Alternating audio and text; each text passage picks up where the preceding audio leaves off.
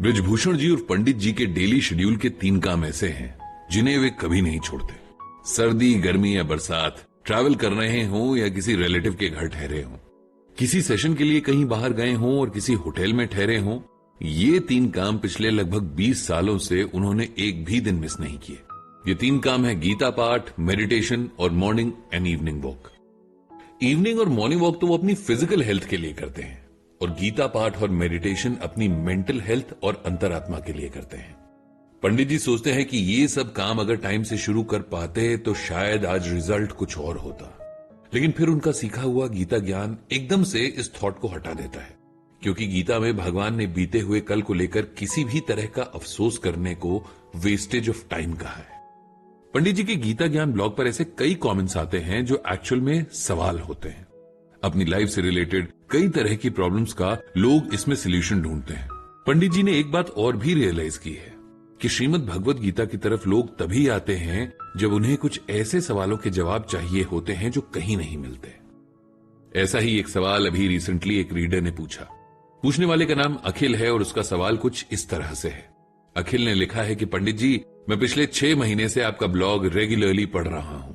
आपकी गीता ज्ञान की एक्सप्लेनेशन से काफी इंप्रेस भी हूं। मैं पिछले बहुत टाइम से आपके ब्लॉग में अपनी एक प्रॉब्लम का सोल्यूशन ढूंढ रहा हूं, लेकिन अभी तक ऐसी किसी सिचुएशन पर आपने बात नहीं की है। मुझे लगता है कि आप मुझे गीता ज्ञान से ऐसा कुछ जरूर बता देंगे जो मुझे इस प्रॉब्लम से निकलने या डील करने में हेल्प कर सकता है। मैं आपको बहुत डिटेल में अपनी सिचुएशन लिखकर भेज रहा हूं। मेरी उम्र 24 साल है और मैं पेशे से एक मेडिकल लैब टेक्नीशियन हूं। मतलब मेरा काम पेशेंट्स के लैब टेस्ट करना है। मैं एक बहुत बड़े प्राइवेट हॉस्पिटल में काम करता हूं। जो भी मेरी प्रॉब्लम है वो मेरे काम से ही रिलेटेड है, लेकिन उसे समझने से पहले मैं आपको अपने बारे में वो बातें बताना चाहता हूं जिनकी वजह से मैं अपनी लाइफ का कोई भी डिसीजन अच्छे से नहीं ले पाता हूं। मेरा रिलेशन बचपन से ही मेरे फादर के साथ कुछ अच्छा नहीं रहा। मेरे फादर की उम्मीदें मुझसे बहुत ज्यादा थीं। वे एक टीचर थे और हमेशा मेरा कंपैरिजन अपने ब्राइटेस्ट स्टूडेंट से करते थे, जबकि मैं एक एवरेज स्टूडेंट था। मुझे पढ़ाई में कुछ ज्यादा इंटरेस्ट था नहीं। मैं हमेशा से अपना कोई बिजनेस करना चाहता था, लेकिन मेरे फादर का सपना था कि मैं डॉक्टर बनूं, जबकि ना मेरा ऐसा कोई इरादा था, ना ही मैं इतना पढ़ सकता था। इस बात को लेकर मेरे पिताजी ने मुझे बहुत ज्यादा परेशान किया। हमारे बीच कई बार आर्ग्यूमेंट्स भी हुए, लेकिन मेरे फादर ने कभी भी इस बात को समझने की कोशिश नहीं की कि अपने जिन सपनों का बोझ वो मुझ पर लादना चाहते थे, मेरी पीठ उनके बोझ को उठाने लायक मजबूत नहीं थी। एक उम्र के बाद मैं रिबेल हो गया था। मैंने अपने फादर से बात करना ही बंद कर दिया। मुझसे छोटे 2 भाई और थे जो पढ़ाई में मुझसे अच्छे थे। मुझसे निराश होकर मेरे पिताजी का पूरा ध्यान अब उनकी तरफ हो गया। मैं अपनी तरफ से जितनी भी कोशिश करता, लेकिन मेरे पिताजी को मेरे किसी काम से खुशी नहीं होती थी। धीरे धीरे मुझे भी फर्क पड़ना बंद हो गया। मैंने किसी तरह 12th तो कर लिया था, लेकिन आगे के लिए मेरे पास कोई प्लान नहीं था। मैं साइंस स्टूडेंट था, लेकिन मुझे न तो मेडिकल में जाना था, न ही इंजीनियरिंग में। मैं बिजनेस मैनेजमेंट पढ़ना चाहता था, लेकिन मैं ये जानता था कि मेरे पिताजी उस कोर्स की फीस नहीं देंगे। वैसे तो हमारे सारे रिलेटिव्स में वो मुझे निकम्मा और नालायक घोषित कर ही चुके थे। फिर एक दिन मुझे कॉलोनी के एक भैया मिले। ये भैया बहुत समझदार थे। मेरी उनसे बहुत अच्छी बनती थी।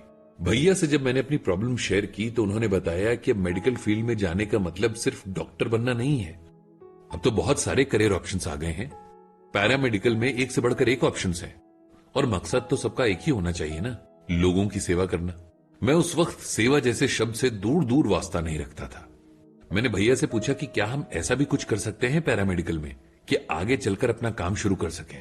मेरे दिमाग में जो बिजनेस का कीड़ा था वो हर वक्त कुलबुलाता रहता था। हाँ, क्यों नहीं, तुम अपनी ब्लड टेस्टिंग लैब शुरू कर सकते हो। बस उसके लिए तुम्हें किसी एमडी डॉक्टर से टाइप करना होगा या अपने फिजियोथेरेपी सेंटर्स खोल सकते हो। ऐसे कई ऑप्शंस हैं अगर तुम ट्राई करना चाहो तो। भैया की बात मुझे ठीक लगी। डॉक्टर ना सही, मेडिकल फील्ड में कुछ और सही। अगर ये बात पापा से कहूंगा तो शायद वो खुश भी होंगे, ऐसा मैंने मन में सोचा था। किसी तरह डरते डरते मैंने पापा को अपने प्लान के बारे में बताया। वो हैरान थे क्योंकि पहली बार मैंने उनसे अपनी स्टडीज के बारे में बात की थी। उन्होंने कहा कि वो सोचकर बताएंगे। 3 दिन बाद मेरे फादर ने एडमिशन के लिए हां कर दी। अब मैं अपनी पढ़ाई में लग गया, क्योंकि मेरा विजन था कि कोर्स पूरा करके 3-4 साल जॉब करूंगा और कॉन्टैक्ट्स बनाऊंगा। फिर उसके बाद मैं अपना काम शुरू करूंगा। कोर्स पूरा होते ही इस हॉस्पिटल में मेरी जॉब लग गई। अब मुझे काम करते हुए 2 साल हो चुके हैं। शुरू में तो सब ठीक लग रहा था, लेकिन धीरे धीरे पता चला कि यहां टेस्ट के नाम पर लोगों को कितना बेवकूफ बनाया जाता है। जहां डॉक्टर्स को लगता है कि रिपोर्ट ठीक आएगी, उस टेस्ट के सैंपल को टेस्ट में लगाया ही नहीं जाता, बस एक फर्जी रिपोर्ट बना दी जाती है। ज्यादातर बार ऐसे टेस्ट लिख दिए जाते हैं जिनकी कोई जरूरत ही नहीं होती है। मैं इस प्रोफेशन में जब आया था तो सिर्फ अपने बिजनेस प्लान की वजह से, ताकि मेरे फादर का सपोर्ट मुझे मिल सके, लेकिन अब सच्चाई देख रहा हूं तो बहुत कंफ्यूज हो गया हूं। शुरू में मैंने अपने एक सीनियर से कंप्लेंट भी की थी, लेकिन तब मुझे पता चला कि इस गोरख धंधे में तो सब मिले हुए हैं। बेचारे लोग जो बीमारियों से परेशान हैं, उनकी मजबूरी और भरोसे का फायदा उठाते हुए उन्हें लूटा जा रहा है। मैं परेशान हूं कि क्या करूं। सही का साथ देता हूं तो कोई फायदा नहीं, क्योंकि हर जगह यही हाल है। नौकरी छोड़ने से भी कोई फायदा नहीं होगा, और मेरे फादर को पता चलेगा तो वो और मुझसे नाराज हो जाएंगे। रोज रोज होते इन गलत कामों को देखकर मेरा मन खराब होता है और कुछ समझ नहीं आता मैं क्या करूं। आप ही बताइए कि मुझे क्या करना चाहिए। पंडित जी समझ गए थे कि अभय की जो प्रॉब्लम है वो उसके दिल और दिमाग की आपस की लड़ाई है। उसकी आत्मा पवित्र है, तभी तो गलत काम को बर्दाश्त नहीं कर पा रही, लेकिन उसके दिमाग पर दुनिया के संस्कार हावी हो गए हैं। पंडित जी ने अभय को लिखा कि सही और गलत की लड़ाई में सही का साथ देना हमेशा मुश्किल होता है, क्योंकि ज्यादातर लोग गलत के साथ होते हैं। लेकिन अगर हमें लगता है कि हम सही हैं और एक भी इंसान हमारा साथ ना दे रहा हो, तब भी अपनी आत्मा की आवाज के साथ चलना चाहिए, ताकि जिंदगी भर हम फूल से हल्के होकर जी सके। कल को पछतावे करने के लिए हमारे पास बहुत सारी बातें ना हो। फिर पंडित जी ने उसे श्रीमद् भगवद गीता का ये श्लोक लिखा, तस्मास् शास्त्रम प्रमाणम ते कार्या कार्य व्यवस्थितो ज्ञात्वा शास्त्र विधानोक्तम कर्म कर्तुम इहार्हसि। यहां भगवान श्री कृष्ण अर्जुन को कर्तव्य के बारे में बता रहे हैं। वो कहते हैं कि हे अर्जुन, तुम्हारे लिए कर्तव्य और अकर्तव्य की व्यवस्था यानी निर्णय में शास्त्र ही प्रमाण है। शास्त्रोक्त विधान को जानकर तुम्हें अपने कर्म करने चाहिए। अब इसे हम सिंपल वर्ड्स में समझेंगे। भगवान यहां अर्जुन को बता रहे हैं कि कोई कैसे समझेगा कि उसका कर्तव्य यानी उसकी ड्यूटी क्या है। उसके लिए शास्त्र पढ़ने होंगे। पढ़ ना सके तो किसी ज्ञानी से पूछना या समझना होगा।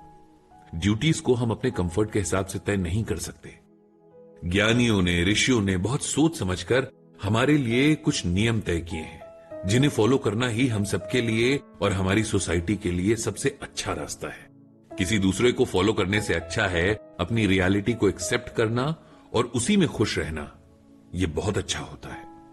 नेचर ने हम सबको अलग अलग बनाया है, इसीलिए अपनी ड्यूटीज को अपनी स्ट्रांग विल पावर्स के साथ निभाना चाहिए। दूसरे क्या करते हैं और क्या नहीं, ये उनके संस्कार हैं। हमें अपनी अंतरात्मा की बात सुननी चाहिए। इसीलिए आपको भी वही करना चाहिए जो आपको सही लगे।